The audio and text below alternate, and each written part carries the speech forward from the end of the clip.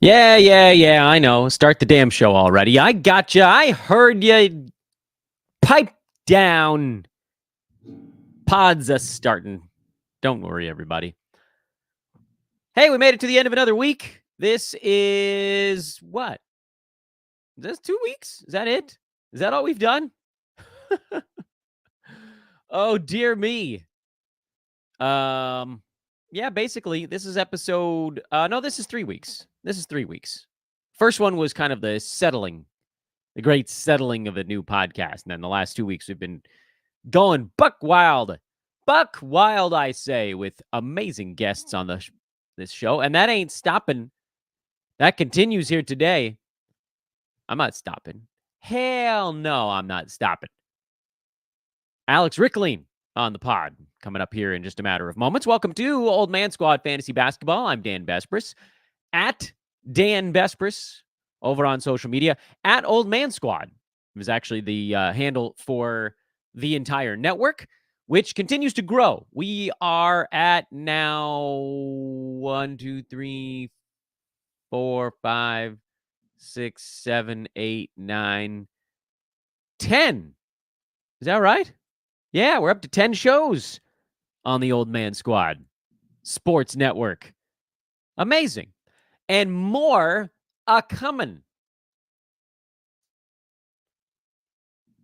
More are coming. It's pretty amazing. I don't want to tip my hand at all, but I have some folks that I worked with years ago that have come out of the woodwork to say that they want to get back into the pod game. And I can't tell you how freaking happy I am about it. Also, some new folks, new friends.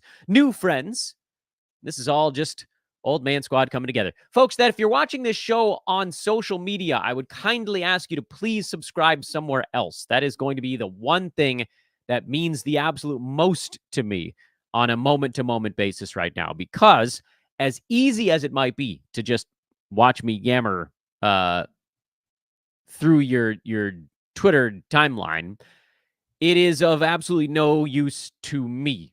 And I know that that's sort of selfish. And I realize that that's a dick thing for me to request, but it's important because right now on YouTube, you can't monetize until you get 500 subs and like 3,000 watch hours or something like that. So we got a lot of work to do there. Just starting out, it ain't easy to start from zero on that one. And then on traditional pod channels, those are the ones that actually pay enough for advertising that I can continue to try to make this a lifestyle. Ooh, yes, this hooded sweatshirt and hat covering up my unkempt hair. That's the lifestyle. So that's why I need you guys. Please sub on something besides Twitter. As much as I appreciate what you guys do for me on social media, and I'm going to continue to do a lot over there to grow it, the way that we grow this podcast, the way that I can continue to make this Old Man Squad network a thing is for you guys to subscribe somewhere else. So find it on YouTube, Spotify, iTunes, whatever it is. They're all in the pinned tweet for those of you that are watching on social. Everybody else, big hearts, XOXO, as the kids still say, I'm sure. Drop a 5-star review if you could. That'd be sort of the next thing to do there. But let's get straight into it. Alex Rikleen on the pod with me today. We get into a little bit of, well, really Old Man Squad strategy. Because a lot of stuff I talk about are the advantages. Where are some of the disadvantages of the Old Man Squad? And how can we conquer those? Let's find out. Listen, I love all my guests equally, but some appreciate the elderly just a little bit more than others. And those guests get a little extra special treatment. So welcome to fellow old man enthusiast Alex Rikleen at Rikleen on social media. My man, I love these chats. I usually end up giggling my way through them, but how are you? I know you've got a kid that's napping right now, so we'll try to move quick. I'm offended that you accuse me of being loved equally. It's outrageous. I'm doing great. Glad to be here. Congrats on the new show. Thank you very much. Alex, of course, you can find all over the interwebs. RotoWire, that's probably is that where you do the most stuff these days? Yeah. Okay. Everything I do is sort of through them. All my tendrils reach out from there. So, most often after that would be CVS, but I send my stuff to the RotoWire editor and he does the rest. By the way, if you had tendrils making an appearance early in today's podcast, you can put a little dot on your bingo square. I enjoyed that one immensely. So before we even dive into anything, what you got going on these days? I want to do plugs at the front end. Children. Oh, those 15th reunion coming up. No, it's the summer. I tend to take it easy during the summer lately. So I've got an article or two that I'm working on for the off season, but especially the early off season, I like to take this time kind of easy, and fortunately I'm in a place where I can. So we'll promote your stuff with this time instead. Dan has a new podcast. I don't know if you've heard about it. You're actually listening to it right now. So if you haven't already hit subscribe, go do that. Yeah, thank you. It's much appreciated. I was about to say, interesting. Taking a short breather in May. You mean you didn't decide to start a fantasy basketball network when no one's paying attention to fantasy basketball? Well, I'm a great decision maker. Yes, thank you everybody for listening as always, and follow Alex on social media at Rikleen, Rikleen. So if I'm remembering right, fellow old man enthusiast, you actually, when we talked on Fantasy NBA Today, the old feed prior to this most recent season, I think you apologized on that show because you said, I actually kind of like some younger players too. What I don't remember and what I no longer have access to is who they were. So that's as far as my addled old brain can think back. What did you take away from this season? Was it something young versus old related? Was it something completely elsewhere? I really enjoy these segments because I want to know what everybody else is thinking about when a season finishes up. I do feel as though, I don't know if this is a takeaway based on this season exactly, but I do feel that we're on sort of a precipice where a lot of the old standbys that you and I love so dearly, the Brooke Lopez, the Al Horford, they're nearing the end. They just are. And, both of them were still completely viable as fantasy assets last year. But I feel like there's a sort of a batch of players who you and I have really liked, especially when they were 30 to 35. But now they're getting into that 35 plus where realistically they're going to retire soon. I mean, we saw it with Gordon Hayward, who the first couple months of the year was one of the best draft picks available. If you stopped the season in December, Gordon Hayward is on the short list for best draft picks of the year. But he never came back from the injury, and now his career, it seems like, is done. And it's sort of a stark compression of what we're seeing with what we are seeing and are going to see with some other guys. And I just, generally speaking, the group that is currently 30 to 35, which is kind of you're in my sweet spot, is you're not wrong. It's got some huge names at the top. You've got KD and you've got Kyrie sort of leading that pack. And Anthony Davis still leading that pack, and Joel Embiid just turning 30. So we're getting some new Holy blood. Crap. Is he 30 now? Yeah, right now. Oh my God. Just turned 30. So we've got some new blood at the top, but you start looking down the standings at people who are in that 30 to 35 range. And once you get outside the top 20, CJ McCollum, Terry Rozier, Bradley Beal, Rudy Gobert, Bogdan Bogdanovic, Tobias Harris. There aren't the same inspiring names. Chris Middleton, he's about to be 33, but he hasn't been able to stay healthy. I mean, he's a lock to finish 44th in per game production, but the amount games he's finishing 44th on is continuing to go down. And so I still try to balance my draft between young upside and old new blood. Adam King keeps doing these absurdly early mock drafts. Yeah, you guys are nuts. And I went Trey Murphy, Draymond Green, Osar Thompson. It's sort of in 7, 8, 9. Like that's exactly what I advocate of. Some young upside, old staple, young old. upside, and I do really try to alternate like that. But there aren't as many of the old guys who I love as there have been recently. Let me have a sip of my lunch. You actually you make a really interesting point that I frankly in like 8 years of doing a podcast, I didn't fully address, which is trying to figure out when an old player is too old. Mm-hmm. There's usually some sort of feel element to it, and it's hard to like you can qualify, but you can't really quantify it. Like I know for me, when I watched Kyle Lowry that last year in Toronto, I was like, I think this dude is too old now. Mm-hmm. And then he went to Miami and he very much was too old. And there wasn't an easy way to say it other than like watch them move, see the numbers where things are starting to erode and say, oh, are we really now finally hitting that kind of downslope, which like Chris Paul is someone that I think should be analyzed for this from this past season, because for a long, 2 years back, you started to see the field goal percent come down. This year it stayed down and the minutes came down.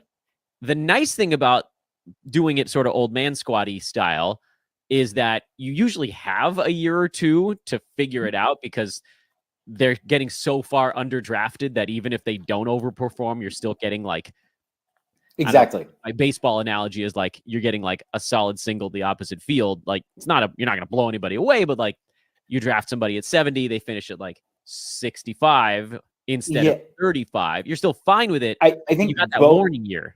I think both Chris Paul and Al Horford this past year are kind of exactly as you just described. I think you and I are both a little disappointed by how they did, but they were still values on draft day because they outperformed their ADP, but you and I thought they were going to smash ADP. Yeah, exactly. And in actuality, they only sort of barely beat it.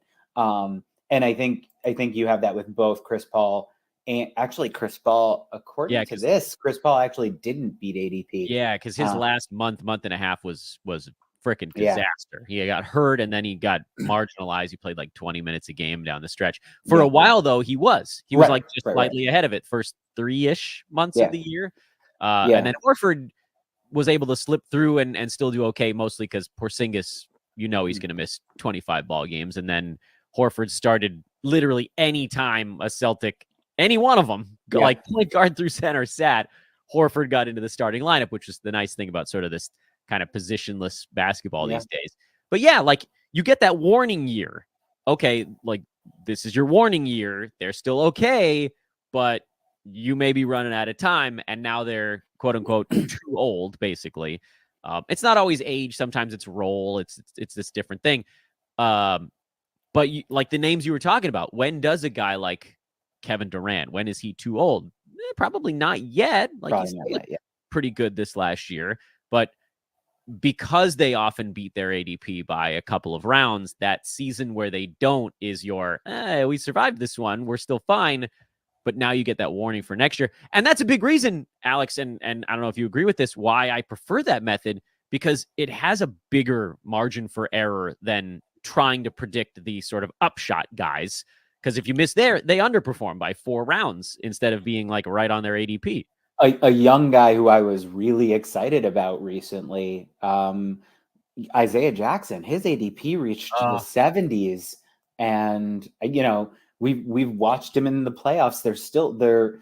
He's a solid player. I do still think that if he could find 28 minutes a game, a 70s ADP would be fitting, but we don't know if he'll ever get that many minutes.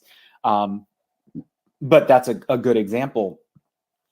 I'm going to be all in on Trey Murphy this year, but Trey Murphy is absolutely the kind of player who fits that, like, if we're wrong, the downside's going to be pretty high where I'm going to be drafting Trey Murphy.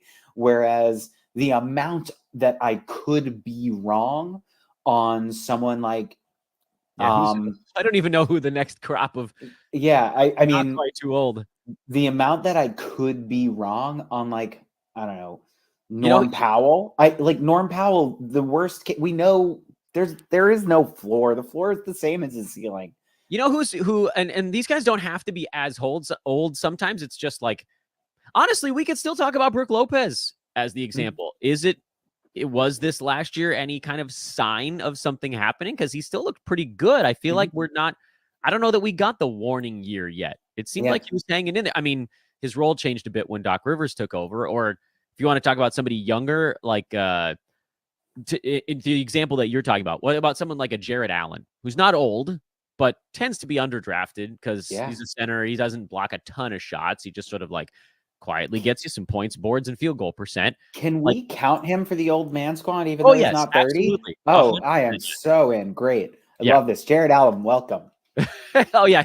The old man squad is really it's a state of mind. Yeah, exactly. It's a total misnomer. It's really the boring player squad, but that just doesn't have a nice buzz to it. Like, I did draft him in that Adam King draft. Attaboy. Welcome aboard, Jared Allen. So glad to have you. And he was, if I'm remembering right, I think he was healthier this year too.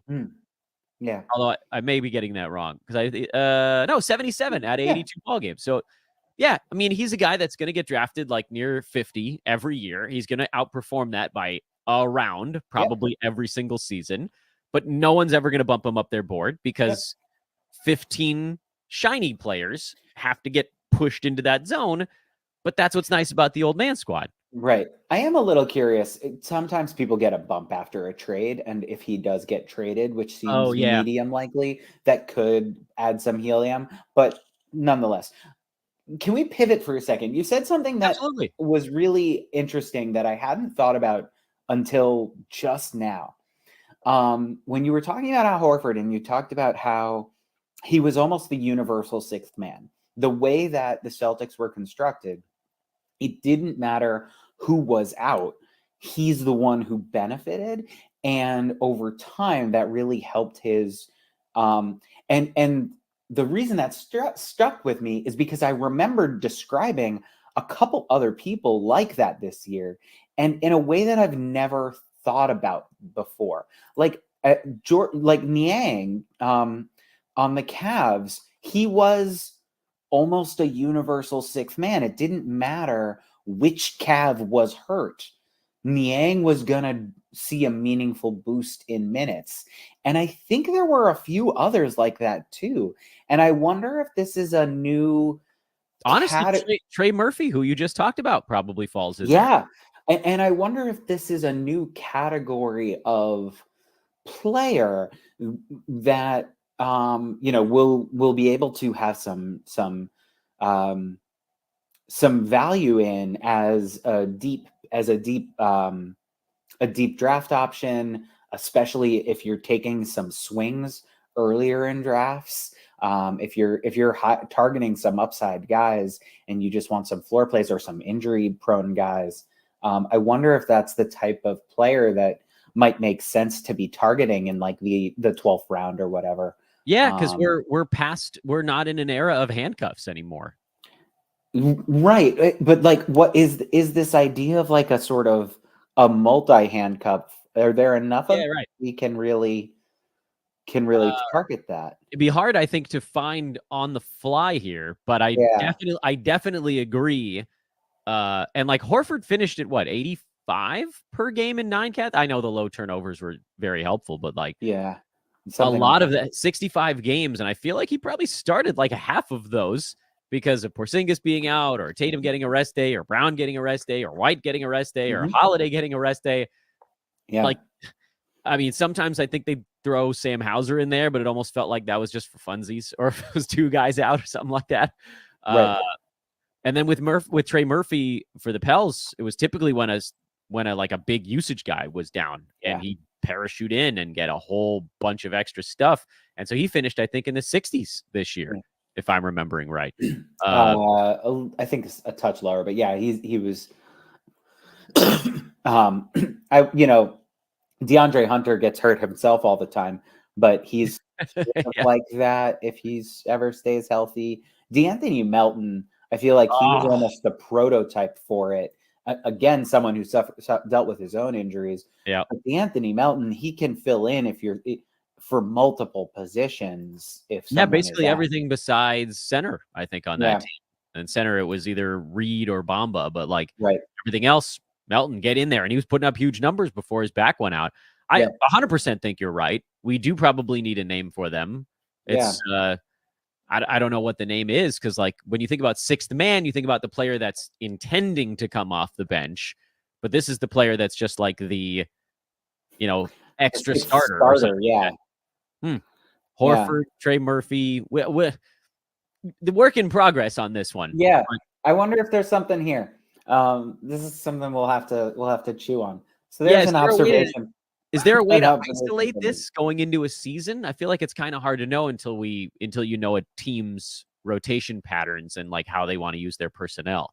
Yes, but I feel like there are time, with the Celtics, for example, there was a clear top six and a gap. and so I think there are sort of two options for it. You can have a sort of flexible player like a Niang or a Melton who can play multiple positions. And honestly, a couple of years ago, Robert Covington was almost like a prototype for this. I think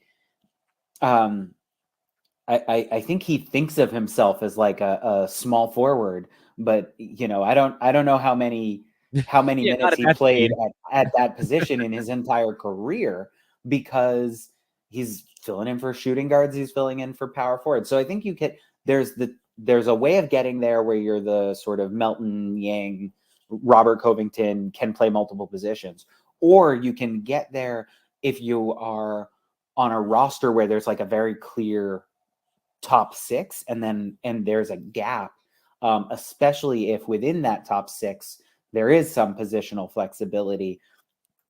Going back to the 76ers, you have Oubre, you have Hield, you have Tobias Harris. All three of them can play a couple different positions. None of them are locked in. And so if you want to elevate Melton into the starting lineup, you can make it work. You can finagle same story for the Celtics too, because you have Drew Holiday, who's a point guard, but he can guard the five because he's amazing. And then you got Tatum, you got Brown, you got very wingy, big wings, basically. So, I mean, there was really sort of nothing holding them back from saying, all right, Al, you're the four for this one. We'll figure it out, because Porzingis has 9.5 foot arms, or whatever's going on. Obviously, subbing him in for Porzingis was the easiest, because then you're just flipping centers. But yeah, I mean, they had no problem with just pushing guys up or down on that roster. So it requires, I think, a lot of research and prep to sort of understand how rosters are built. But we saw examples of multiple players this year that had that role that ended up inside the top 90. So yeah, for sure, there's value in that, I think. Well, that's a thing there. It took a little bit for me to answer your prompt to start the pod. This is why I don't want to script these things. I want to just take a topic and see where it goes. It's the magic of the off season, for one. And I was also thinking, honestly, and this, whether or not you care or the listeners even care, I want to do shows like this during the season too, that are a little bit more evergreen, that don't really hit on whatever the box score news is. If that means doing 2 shows a couple of days a week, fine. I mean, this to me is more interesting, because you end up landing on things that change the way you play a game. And I know we're delusions of grandeur here of what does it really matter what we figure out about how to figure out a sixth man? But this is fun. We're improving our skill level. And I mean, we do tend to lose sight of it during the season, to wax philosophical for a second, because the way the NBA schedule works, there's always new information, there's always new games, there's always stuff to be reacting to. But the reason I fell in love with fantasy basketball over fantasy football in the first place is because it's a better game. It's a harder game. Fantasy football is like so it's so straightforward, and you know, sorry to the listeners who play points leagues. It's the reason I don't play points leagues because there, you know, there's so much to think about, and there's so many possible strategies, and there's so many possible approaches, and there's just so much going on. So it is fun to sort of, you know, have an is this a thing discussion. Yeah.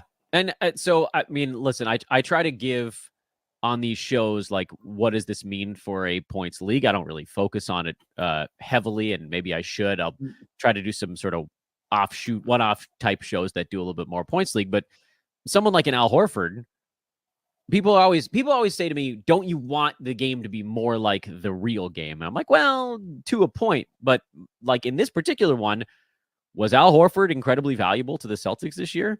Hell yeah, he was. So shouldn't a guy like that have some kind of fantasy relevance?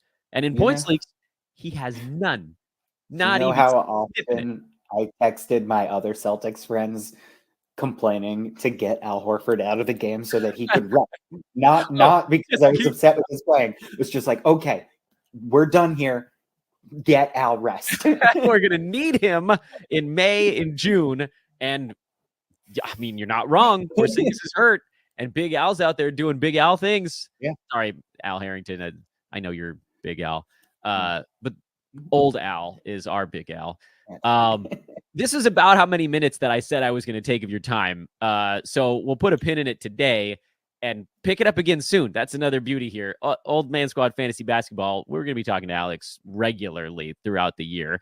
And we are going to wax philosophical. And if that's your jam, you've come to the right damn place. Rikleen, again, is Rikleen on Twitter.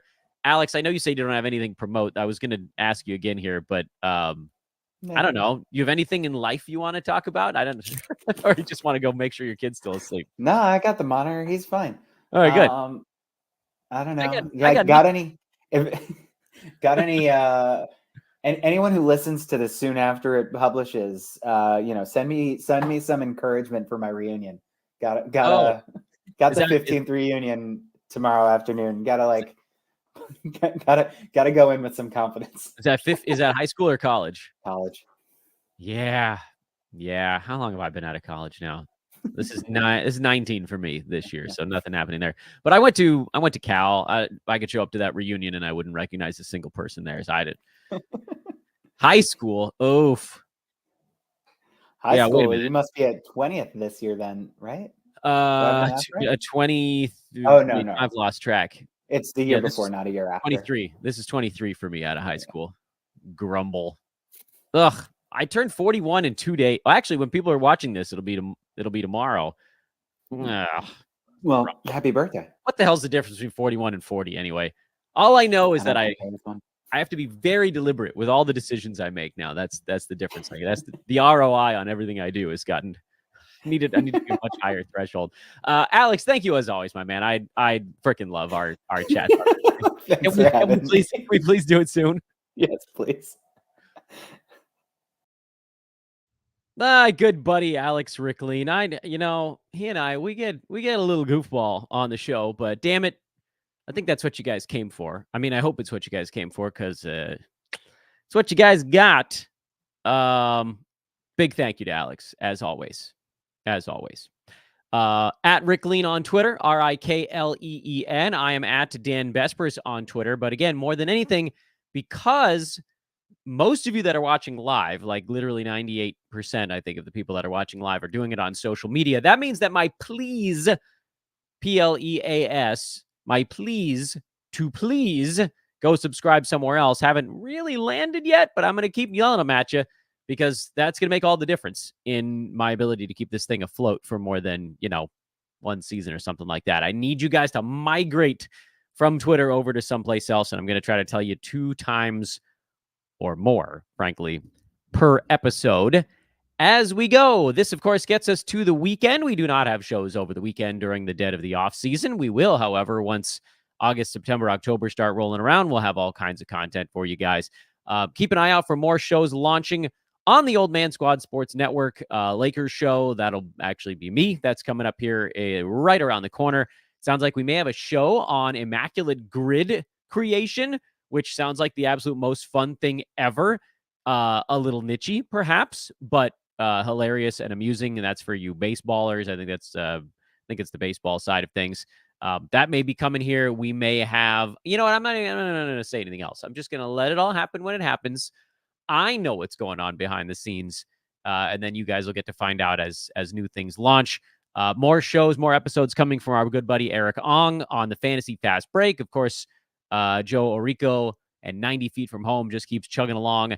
It's a grand old time. Look for me. I'll be doing a guest spot with Noah Rubin of Roto World fame over on his podcast. That should be coming up later on today, so make sure to check that out. Been meaning to get sort of connected with Noah for a little while now, so we'll do a little here and there. I think he'll be on this podcast next week. Mike Catron, I believe, is going to be on the show next week. We'll have my good buddy Keith Cork from over at Ethos on the show in the next week or two. Don't know exactly when that's going to be. Jacob Dunn, or is that? Yeah, that's Jacob Dunn. I thought it might have been Dunny for a minute there. Jacob Dunn, he's going to bring some points league knowledge to the show. We'll have a points league show where Jacob can get into a little bit of points league strategy, which I know I touch on, but don't really deep dive. I got a lot up the sleeve. Adam Stock, the punt master, Adam Stock, who we often talk about punt strategies going up to the season. He just had his second kid, so congrats, Adam, Mr. Stock. Adam, we'll try to get on the show here in the next week or two to talk a little bit about how punt stuff went this last season and then kind of the way he begins to prepare for next year. And then we'll, of course, finish up the Old Man Squad. We'll get through that. I want to recycle through some of our amazing guests we've already had on the podcast because I had more questions for them. I got more stuff to cover than we got time to cover it in this offseason. The lone silver lining to have a completely empty podcast feed as of 3 weeks ago is that we've got a lot to do. And in an off seasons are usually kind of hard to fill the time. And I don't think we're going to quite have that same difficulty this time around. But again, big thank you to Alex. Big thank you to all of our guests that have been on the show so far. Josh, Dan Palio, and Matt Smith last week, Dan Titus, Raphael Johnson, Mike Barner, Alex Rikleen this week. 7 guests over the last 8 episodes. I'm going to try to keep that going here for the next at least week or so before you guys have to listen to me shout into the void again on a more consistent basis. But that's what's going to be fun about all this. So thank you to all those amazing analysts we've had on the show.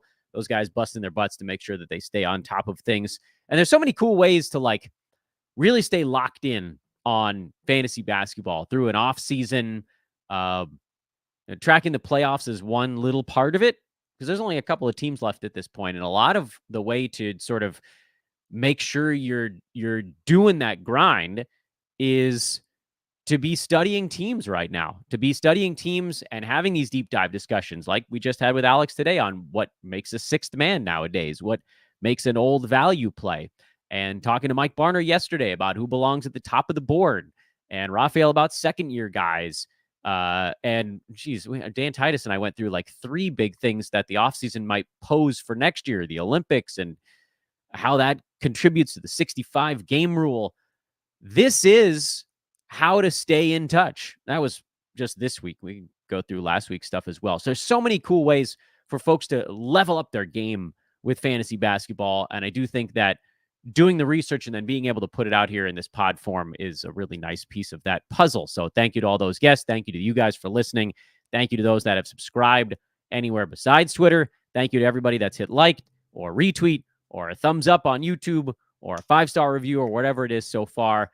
And squad, I know the name. Fantasy basketball done week number 3. We'll see you guys again on Monday morning. See you long.